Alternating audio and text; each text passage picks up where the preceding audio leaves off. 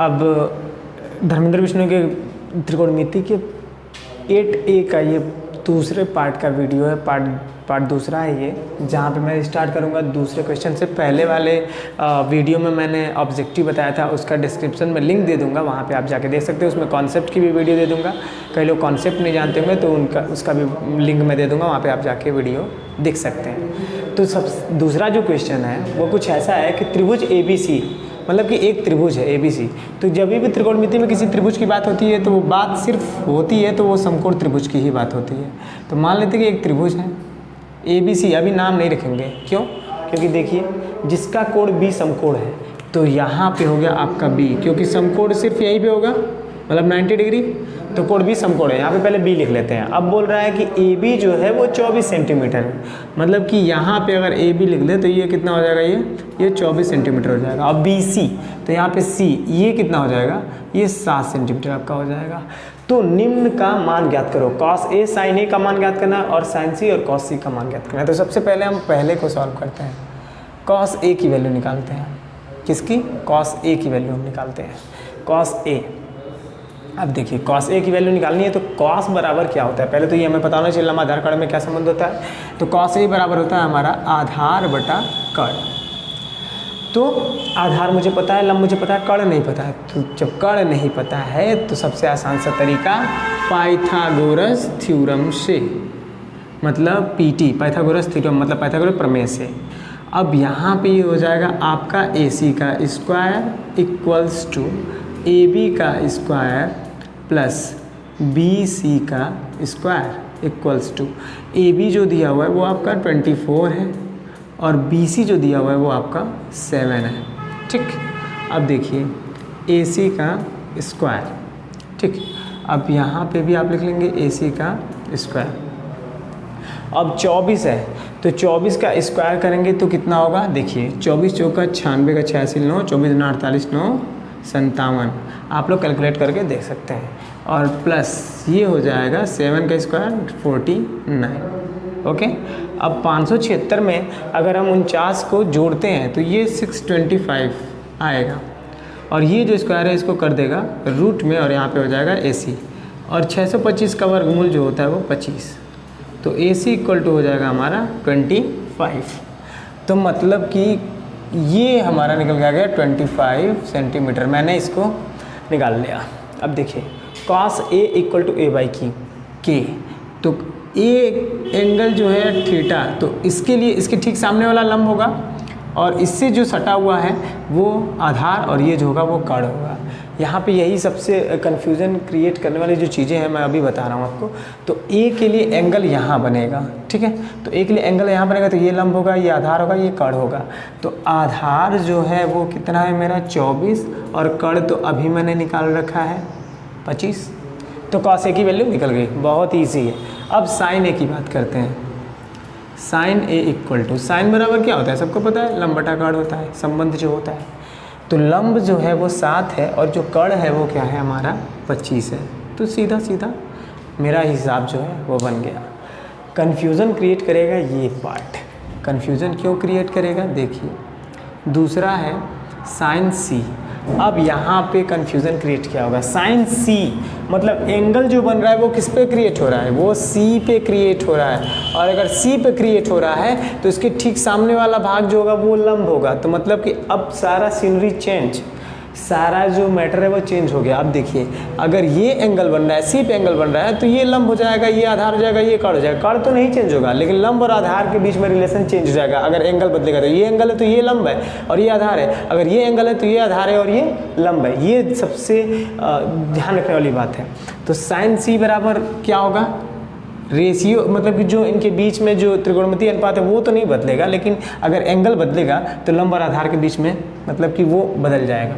अब देखिए लंब बटा कर्ण होता है sin C, तो अगर इस कोण के हिसाब से देखें तो लंब ये बन रहा है तो मतलब लंब 24 और कर्ण तो वही रहेगा, कर्ण को कोई वो प्रॉब्लम नहीं है, 24/25। अब आते हैं cos C के बारे में। cos C, अब cos का जो आधार और कर्ण में संबंध होता है वो आधार बटा कर्ण होता है, सबको पता है। तो आधार जो है इस एंगल के आधार जो है वो ये है और कड़ तो वही रहेगा, तो 7/25। तो ये हो जाएगा हमारा एग्जैक्ट आंसर। आई थिंक आप लोग बहुत अच्छे तरीके से इसको समझ गए होंगे। अब चलते हैं अगले क्वेश्चन की तरफ। अब इसी क्रम में आगे बढ़ते हैं किस क्वेश्चन की तरफ, तीसरे क्वेश्चन की तरफ। तीसरा क्वेश्चन क्या कह रहा है, उसमें आपको पहले से ही फिगर दे रखा है और आपको बोलना है tan p minus cot r का मान ज्ञात करना है। देखिए ये ठीक इससे पीछे वाले सवाल की तरह जैसे ही लगेगा, ज़्यादा आपको कंफ्यूज होने की ज़रूरत नहीं है। देखिए tan p, तो tan p के लिए एंगल ये बनेगा, सबसे पहली बात ध्यान रखना है, और cot r के लिए एंगल ये बनेगा। और दोनों एंगल के लिए लंब आधार के बीच जो लंब आधार होगा वो बदलेगा, लेकिन कड़ तो वही रहेगा, कड़ चेंज नहीं होना है। आप एंगल कोई भी बदल लो लेकिन कड़ वही रहना है, ठीक है। तो चलिए देखते हैं, अब यहाँ पे सॉल्यूशन करते हैं। सॉल्यूशन देखिए tan p minus cot r, तो tan p जो होता है उसका लंब आधार या कड़ में क्या संबंध होता है। tan p का संबंध क्या होगा आपका, लंब बटा आधार, और कॉट जो होता है उसका ठीक उल्टा होता है, तो वो हो जाएगा आधार बटा लंब, ठीक है। तो ये देखिए इसमें भी आधार इसमें भी आधार, आधार तो मुझे पता ही नहीं है, तो पता करने का सबसे अच्छा सा आइडिया क्या है भैया, पाइथागोरस थ्योरम है। तो यहाँ पे लिखूंगा मैं, फिर से वही लिखूंगा पीटी से, बार बार आप समझ जाइएगा पीटी से का मतलब क्या होता है, पाइथागोरस प्रमेय से।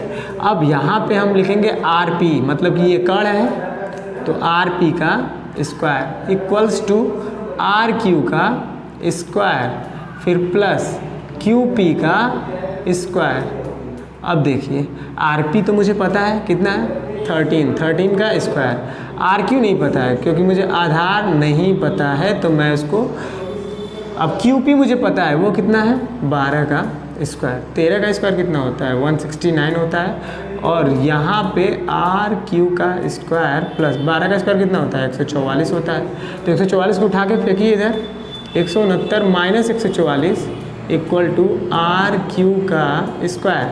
अब ये स्क्वायर जब उधर जाएगा, चलिए इसको आप आर क्यू को इधर कर लें, बोले तो अगर 5 एक्स वाई के बराबर है तो वाई को इधर कर लो या एक्स को इधर कर लो, कोई कन्फ्यूज़न नहीं होना चाहिए। अब ये स्क्वायर जब जाएगा तो ये रूट में हो जाएगा, और रूट में 169 में से 144 घटाइए कितना बचेगा 25।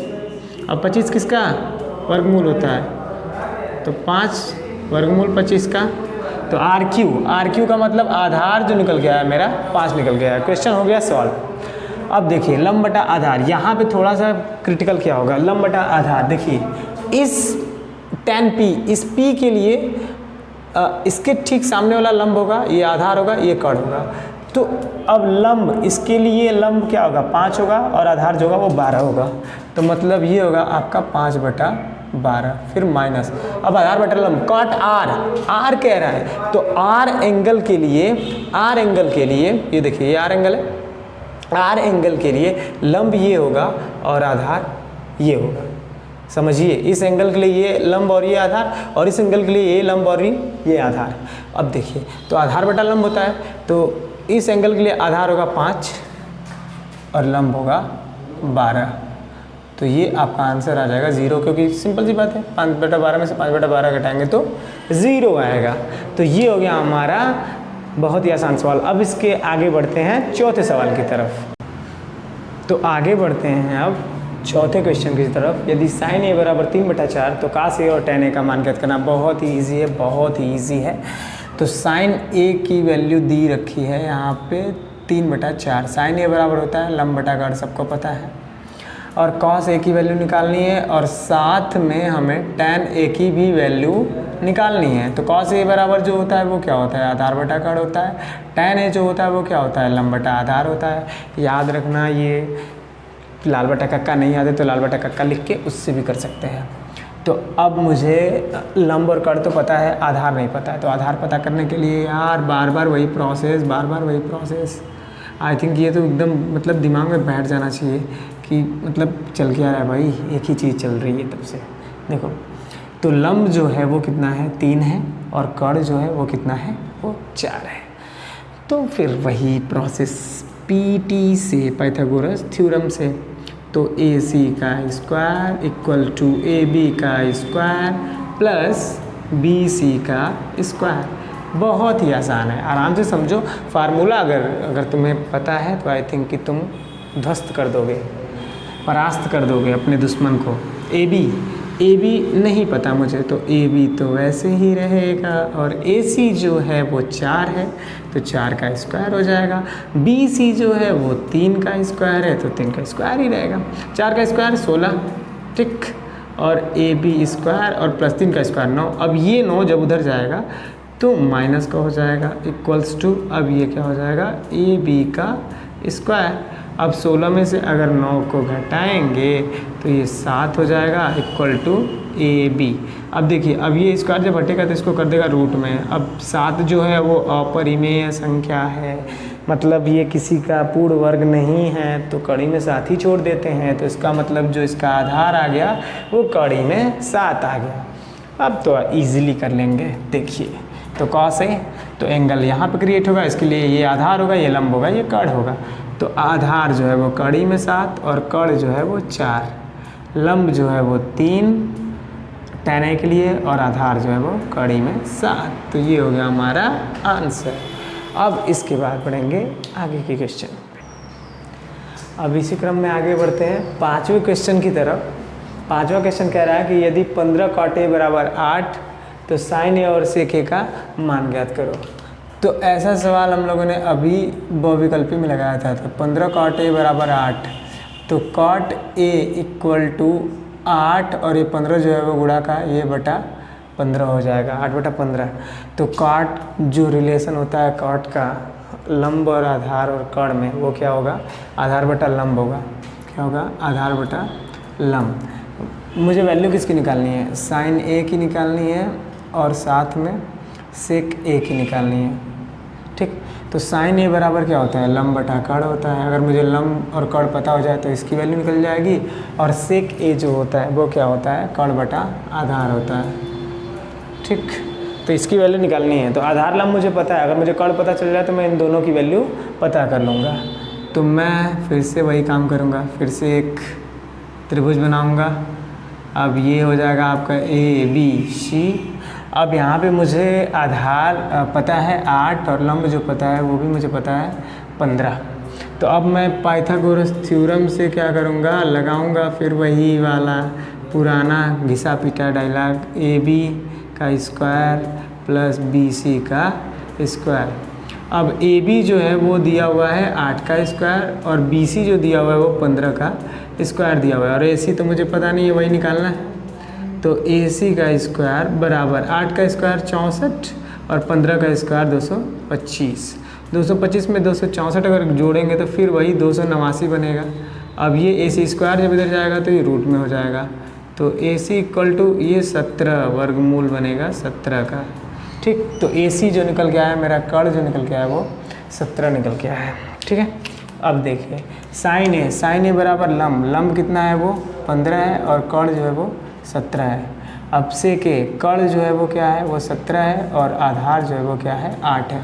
ये बहुत ही इजी क्वेश्चन है, अगर पाइथागोरस थ्योरम आपको पता है तो आप आसानी से कर सकते हो। अब अगले वीडियो में, अगले पार्ट के वीडियो में मैं बताऊंगा इससे आगे के क्वेश्चंस।